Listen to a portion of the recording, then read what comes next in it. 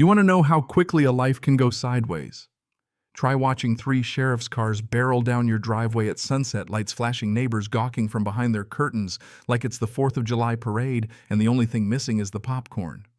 "Ma'am, step away from the property," one deputy hollered while Karen, yes, that Karen, HOA president with a titanium perm and pearls that look like they could choke a horse, jabs a finger toward me, eyes wild. "That's him. He's trespassing on our land, arrest him." I leaned on my gate boots, dusty arms folded, not even blinking as they fanned out like I was some fugitive. I almost wanted to laugh, but I just said in the calmest voice I could manage, "This entire property, every last acre, I own it." The lead officer stopped, confusion creasing his brow. "You own all of this?" "Yup," I said and pointed, including the ground Karen's standing on right now. You ever see someone's confidence collapse in slow motion? That was Karen's face draining to chalk as I handed the deputy a fat file I kept in my truck. Deeds, titles, maps. He leafed through them, his poker face slipping while Karen's mouth flapped open and shut like a fish on the bank. And then before anyone could say a thing, Karen let out a banshee screech and tore off toward the HOA clubhouse. Now you might be asking yourself, how did it get to this? Why was a grown woman in yoga pants who runs the local book club and probably calls the cops when a squirrel blinks funny trying to have the landowner thrown in jail? Well, let me back up a sec. Name's Jacob Miller, 41 years old, ex-military, lived most of my life quietly on the edge of a town that's been swallowed whole by shiny new subdivisions. My family's had this ranch since the early 30s, when the only thing out here besides cattle was dirt and dreams. Then a few years back, developers decided open fields were wasted on livestock and started building what they called luxury rural living, a name only a marketing guy could dream up. Out popped Desert Springs Meadows with its faux rustic mailboxes and a homeowners association that makes the IRS look like Santa Claus. At first I didn't mind, my land value went up. Most new neighbors were fine. Then Amanda Whitmore, everyone just called her Karen, moved in, and within 3 months had wrangled the HOA presidency like she was running for Congress.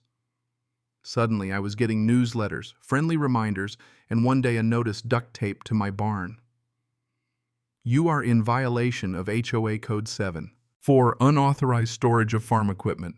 Remove unsightly machinery within 72 hours. I mean, come on.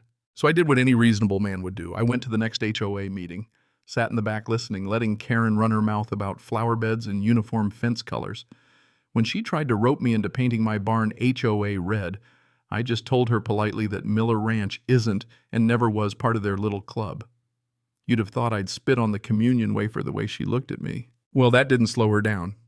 I started getting newsletters in my mailbox addressed, "Dear homeowner." New HOA signs popped up on my property line, and then the real kicker. The HOA rerouted a drainage pipe, flooded the back pasture, and claimed it was community irrigation improvements. I tried to brush it off, but when they fined old Miss Clara, my 82-year-old neighbor, for her garden gnomes and told another family they couldn't park a blue car because it clashed, I realized I had to push back. A couple days buried in county records, and I found gold. The HOA had mapped their community greenbelt right over my land. Clubhouse, built on my lot. Their prized flower garden and even the Tesla charging parking lot, mine. So I decided to poke the bear. Parked my battered Ford by their clubhouse, unloaded hay bales just to make a point.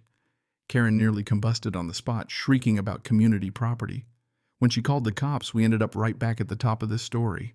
The deputies were flipping through my paperwork when out of nowhere a huge bang rattled. The air smoke started rising from the east field. My hay barn was on fire. Instinct took over.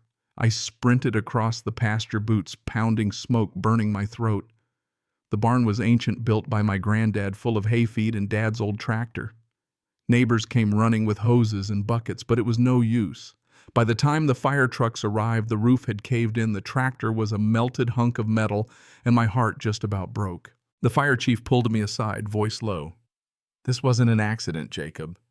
Cops asked Karen a few questions. She claimed she was calling 911 when the fire started, didn't know anything about it.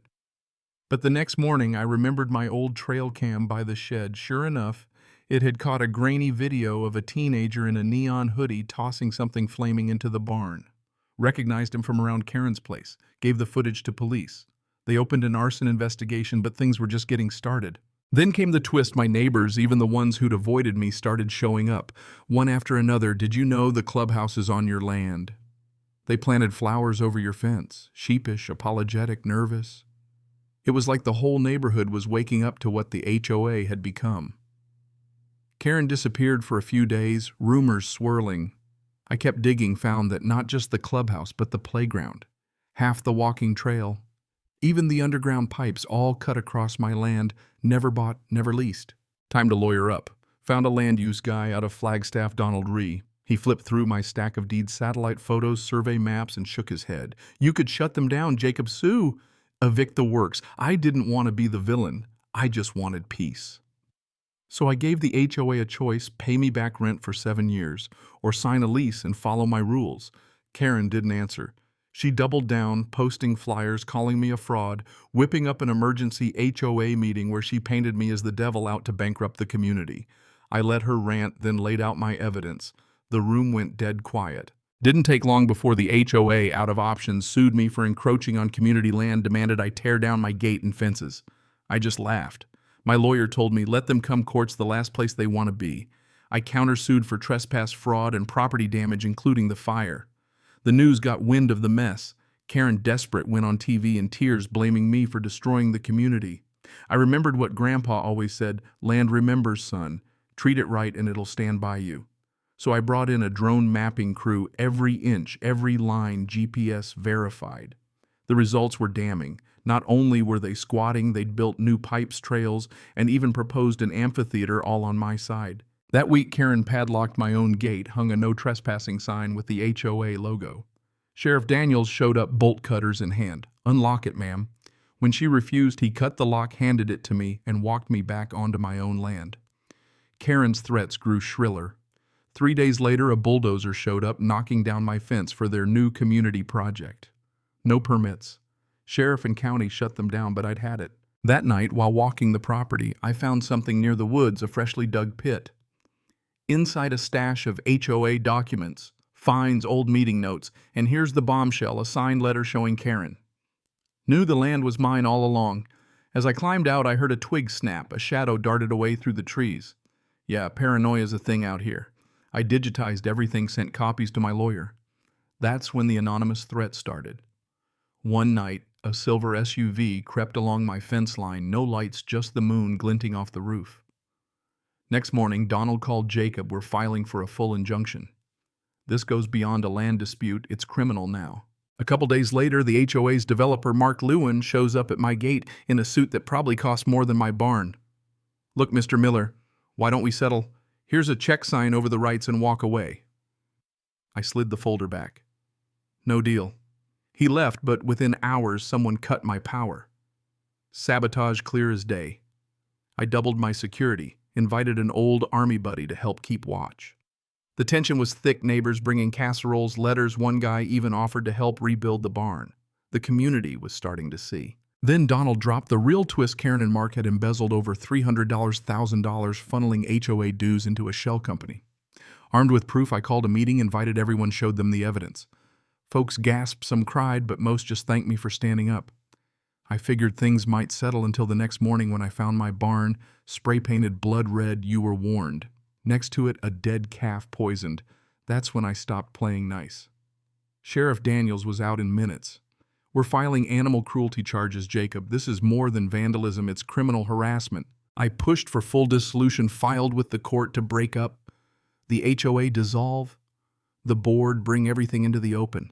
Threats kept coming, calls, anonymous emails, even a burner video of Karen and Mark's SUV, pale as a ghost, listening while Mark bragged about pressure and development. The court set a trial date. Neighbors showed up to help, even old Clara with her garden gnomes and pie, and somehow in all that mess, the ranch felt alive again. In court, it was open and shut. The judge laid it out. Fraud, trespass, criminal damage, Desert Springs Meadows. HOA is hereby dissolved. All structures vacated in 14 days. Karen was finally brought in, handcuffed, head down. Sheriff Daniels leaned in as I walked out. She's talking Jacob. She's ready to testify, says she didn't start the fire. Mark ordered it all. Turns out Karen was just the face, not the mastermind. Weeks passed. Life crept back. Barn rebuilt. Neighbors brought food, fixed fences, even made me community liaison on one condition: no more HOAs. First potluck under the new barn roof, kids running, folks laughing, old grievances starting to fade. Then Donald showed me the news: Mark indicted on federal fraud, $4 million laundered nationwide. You didn't just win, Jacob Luis grinned. You broke the whole system.